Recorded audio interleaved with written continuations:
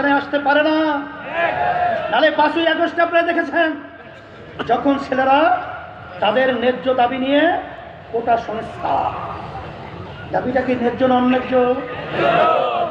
এই তারা যখন নাকি এই দাবি নিয়ে রাজপথে এসেছিল, তখন আপনারা লক্ষ্য করেছেন একমাত্র রাজনৈতিক ব্যানারে বাংলাদেশের ভিতরে একটাই দল, ইসলামী আন্দোলন বাংলাদেশ, সর্বপ্রথম এই ন্যায়ের পক্ষে, অন্যায়ের প্রতিবাদে, জালেমের বিরুদ্ধে রাজপথে আমরা আওয়াজ তুলে হকের পক্ষে নেমেছিলাম।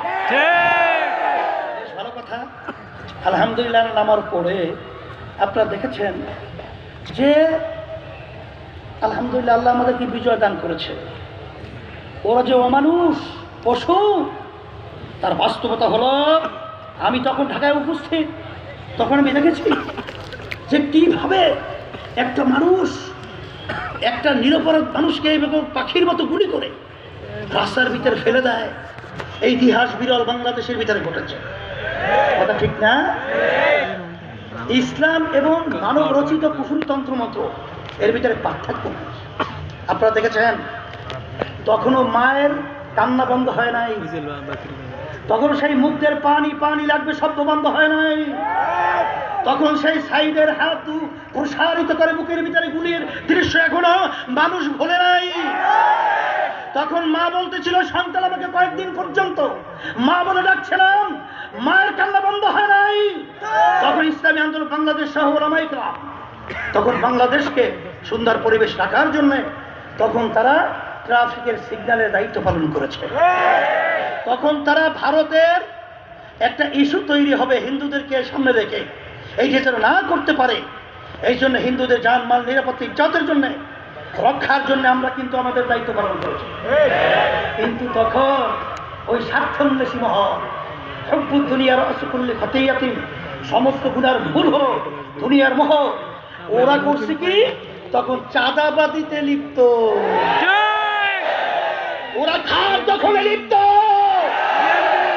ওরা সন্ত্রাসের ভিতরে লিপ্ত। এই সন্ত্রাসীদেরকে, ঘাট দখলকারীদেরকে, চাঁদাবাজদেরকে বাংলার বর্ষতে দেখতে চায় না।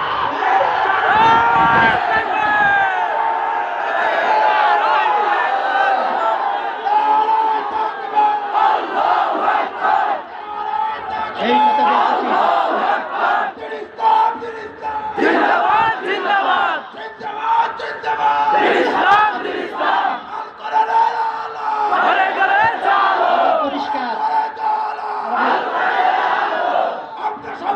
এই হিসাবে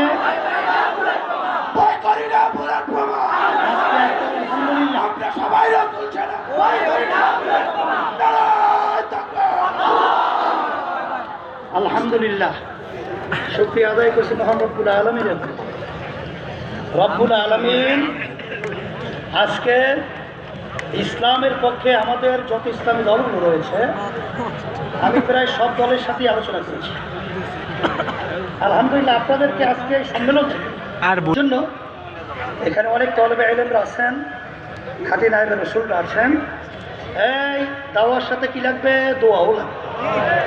তাহলে আপনাদের কাছে দোয়া চাই, আমি দোয়া করি আল্লাহ যেন আমাদেরকে সবাইকে একত্রিত হয়ে ইসলামের পক্ষে, দেশের পক্ষে, মানবতার পক্ষে আল্লাহ যেন আমাদের কাজ করার তৌফিক দান করেন।